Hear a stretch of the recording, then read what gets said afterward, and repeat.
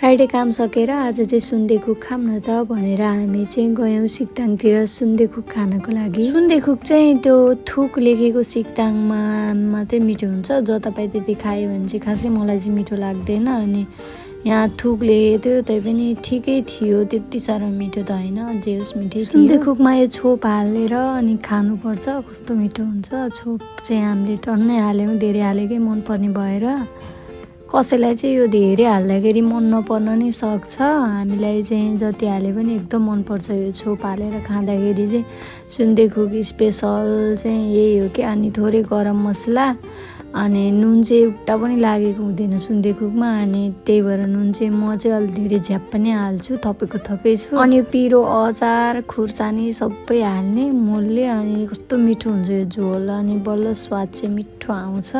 बिचमा मेरो फेरि गफ पनि सुरु हुन्छ है गाइस। खानै छोडेर म एकदम ननस्टप बोल्दैछु मजाले। कोरियन खानाहरू मध्येमा सुन्देकुक चाहिँ मलाई ठिकै लाग्ने खाना हो कि।